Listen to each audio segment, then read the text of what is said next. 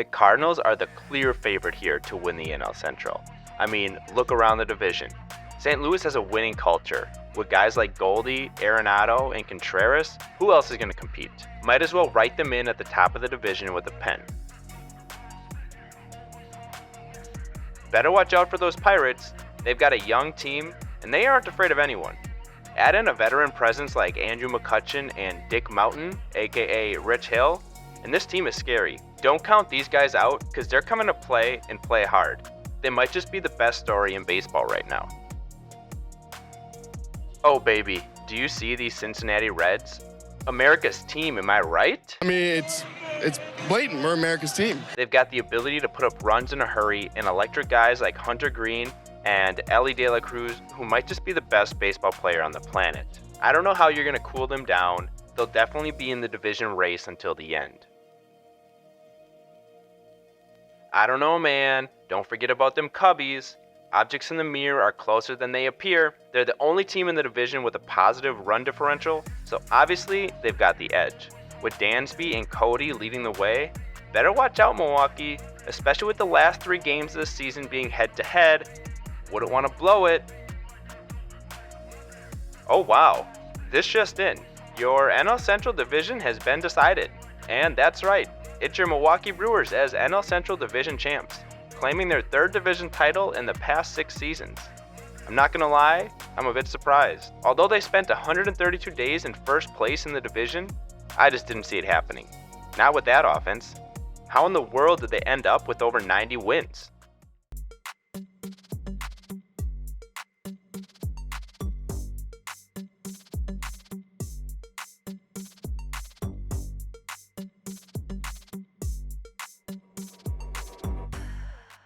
Welcome back to Brew City Baseball. If you're new here, take a second to hit that like and subscribe button so you never miss a video. If you've been here before and you're already subscribed, you're the best. I appreciate you. Today, we're going to be looking ahead to the 2023 postseason for the Milwaukee Brewers, and the way that we're going to be doing that is by looking back at how they've been able to be successful so far this season. Ironically, this team might have gotten the least attention of any NL Central team throughout the course of the season, despite spending 132 days in first place. Don't believe me that they're often overlooked? Here's a perfect example of JM Baseball considering the Cubs as division leaders as of 9/12. All the first place teams are on this grid.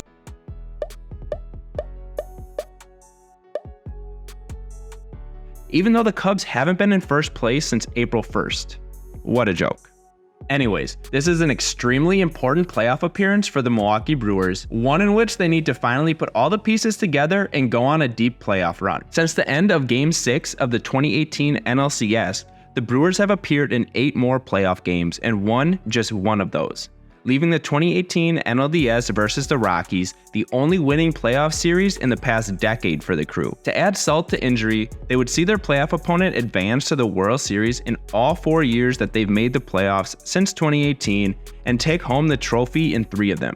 With David Stearns heading to the Big Apple and some questions looming about where several notable free agents could be headed in the following seasons, maybe none looming more prominent than the Brewers' winningest manager, Craig Counsell, who sees his deal expire at the end of the season. But over the second half of 2023, the crew has been just as dominant as the other NL powerhouses and are a dark horse contender to make a serious run at things, as the crew looks to take another bite out of the apple, as management would say.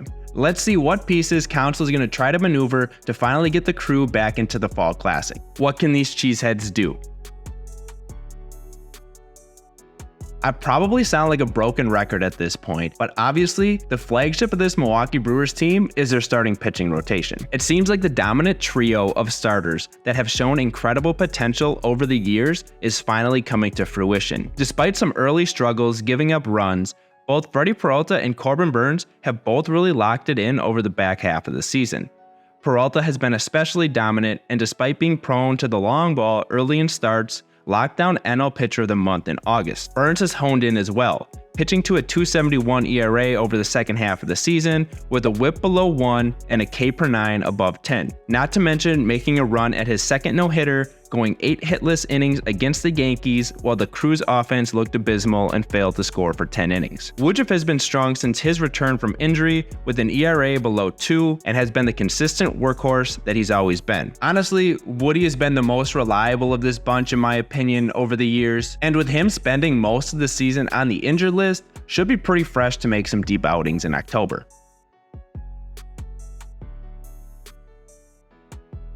Despite the injury bug running its way through the rest of the starting rotation, Peralta and Burns didn't miss a start all season. Sending out these 3 guys is going to match up with or overpower any team they face against. Although you could roll these guys out there in pretty much any order and still feel good about yourself, they'll likely line it up to go Burns, Woodruff, and then Peralta, giving themselves nice odds to win any of those games. Adding even more to their depth, should the Crew find themselves in a situation where they need a 4th starter, they've got 2 reliable options in veterans Wade Miley and Adrian Hauser that could fill in well as a spot start if needed. Either way, they'll lean on Corbin, Brandon, and Freddie, who just 5 years ago were a part of a stacked 2018 bullpen, but now lead the way as one of the best trios of starting pitchers you'll see this postseason.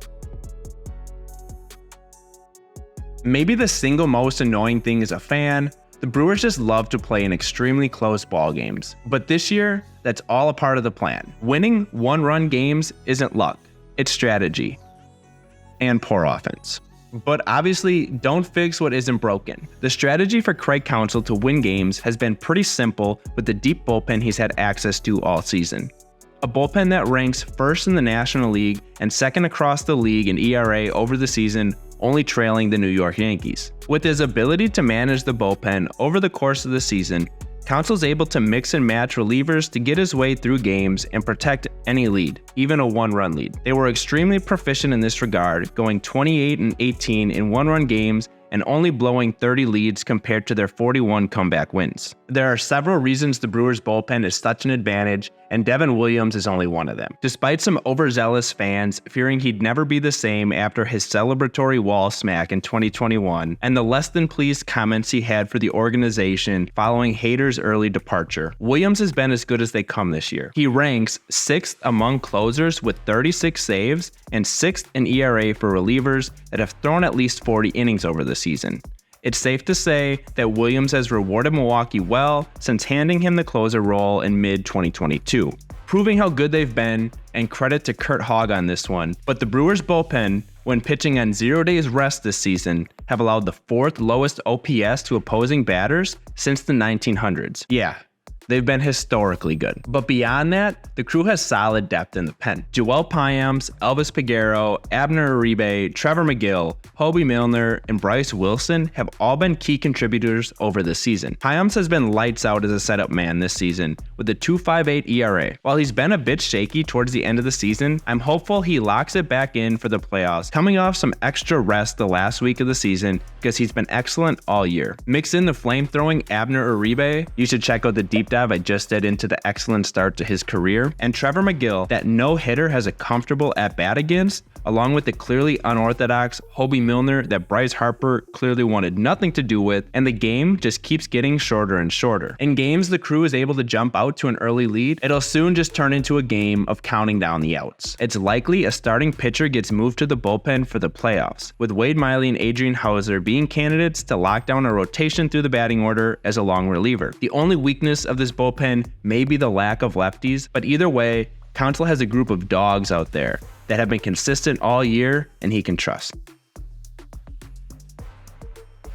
As the cliche goes, pitching and defense wins championships. While this adage might not be as true with offense seemingly becoming more important to championship caliber teams, the Brewers are certainly built to embrace a run prevention squad. They've been the best defensive team in the league in 2023, and really by quite a solid margin. They lead the league in defensive efficiency, total zone, total field runs above average, and are 2nd in defensive runs saved, showing that they're able to cover a lot of ground, convert on their opportunities, and save runs in the process. The rookies have provided quite a boost defensively. Even when the bat is not there, Turang has been a Gold Glove caliber second baseman all season. Sal plays the outfield as hard as anyone, and even Yelich, who seemed absolutely lost in left field the past few seasons, has taken a massive step forward. Don't forget, Yelly actually won a Gold Glove in Miami before coming to Milwaukee, and he's gotten back to form here. Add in the solid defense that Contenders brings, especially framing the ball, plus a mix between Donaldson and Monasterio at third and Santana at first, and the crew shapes up to be a stonewall defense. The thing that stands out this year is the fairly hot second half of the season that they've been having at the plate. Since acquiring an incredibly productive Mark Canha, along with Carlos Santana and Josh Donaldson, this lineup has really picked up the pace. Since the trade deadline, the crew ranks among league leaders in a variety of categories. With the pitching depth and solid defense, they really just need to be able to score enough. They could easily ride a few timely hits and hot hitters, especially if they're able to continue converting runners on third with less than 2 outs. A piece of the recipe is definitely stealing bases and generating runs that way. I am looking forward to Bryce Terang stealing a bag in a crucial situation when everyone knows he's going. I'm not looking forward to the potentially embarrassing send we could see from third base coach Jason Lane. This is the worst day of my life. The worst day of your life so far. There were several questionable sends this season, to say the least. The bats heating up has turned this club from a fringe playoff team to legitimate contenders.